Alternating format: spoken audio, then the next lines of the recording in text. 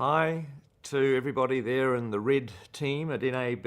I wish I could be there in person this year. It's going to be a very interesting NAB. I'm sure the place is packed with 3D toys and devices, stereo everywhere you look. And I would have loved to be part of all that. But unfortunately, I'm stuck here in New Zealand working on the script of a film called The Hobbit. So I have to stay in front of the word processor.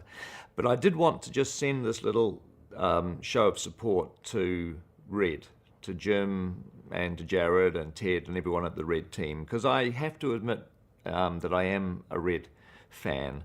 I think what Jim has done with the film industry is really quite exciting. The fact that, a small camera builder, someone who's doing it for the right reasons, as a passion, as a hobby almost, is producing amazing equipment that we all benefit in.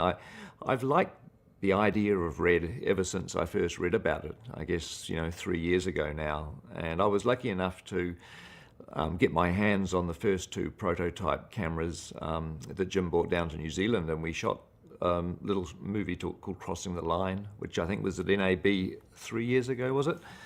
That fulfilled everything that I hoped the Red could be. I'm not a technical guy, and I don't look at the graphs and the charts and all the mathematical stuff. I just like the way that the picture looks. And the Red picture is an attractive looking image to me. I mean, film is going to be superseded. Obviously, that's happening.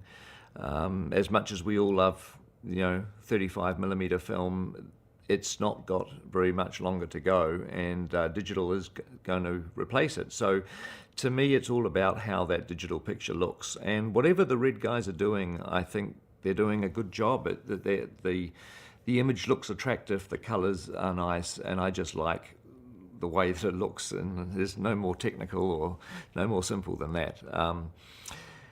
And we shot a movie called District 9 using the Red cameras a couple of years ago, and that was a great experience, very reliable. We didn't have any real problems. And obviously that movie was partly a documentary style too, so, in terms of the digital look, it suited it very well. But, one of the things with Red is that it doesn't have too much of a digital look.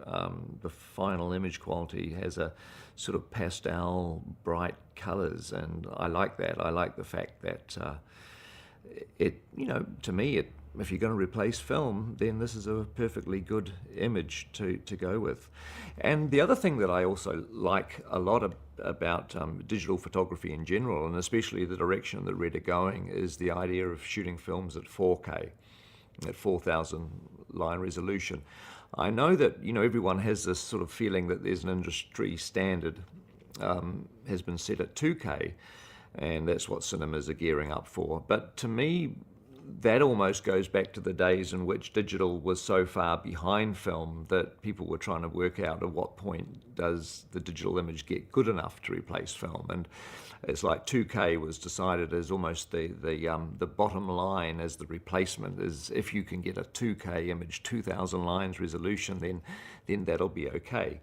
But 4,000 4K I think is a great idea for feature films. The amount of detail and the amount of information that we can get, it's going to be as if filmmakers are using 65mm or 70mm, like the days of Lawrence of Arabia and Dr. Zhivago. All those movies were shot on 70mm because they were epic and people wanted that level of detail. And the fact that if we now can shoot feature films at 4K and project them at 4K, that to me is really exciting. So Red are heading in that direction, and I'm really happy about that as well. Hopefully Jim will get these epics out. He's been teasing us with this lovely epic camera for long enough now, so we need to get our hands on them. The last few weeks we've been playing around with shooting some footage on the new sensor on one of our old cameras. This is Claris. This is one of my original Red cameras that I've had. I actually took this to Pennsylvania when we were doing the Lovely Bones, and I used to get up at 5 o'clock in the morning and drive to Valley Forge National Park, and And as dawn was coming, I'd find interesting shots, and I shot some sort of atmospheric footage, just my one-man camera crew. And I got a little bit of plate photography done by myself that I was able to use in the Lovely Bones movie, actually, in various composite shots contain some of these images that I did. And it was fun just, throwing a camera in the car, driving out and shooting it. The sort of thing I never really had the skill to be able to do in 35mm.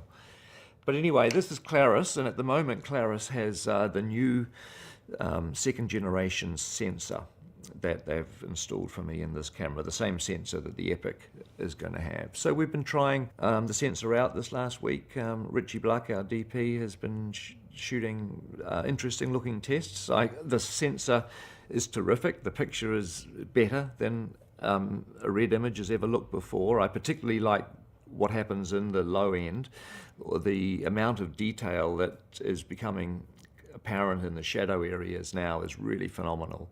What used to go into black in the original sensor, now you have far more layering of detail in that shadow end. I also like what it does with tungsten light. It handles tungsten really well, and it does very attractive things with the skin tones too. So that's good, and the dynamic range has been extended.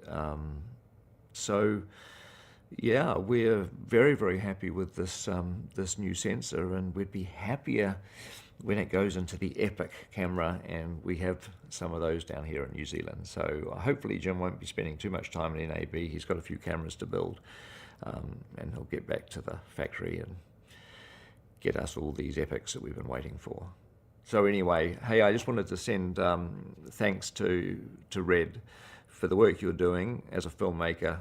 I appreciate it, and I'm really excited and looking forward to the next year or two when we have Reds and Epics and 3D and stereo.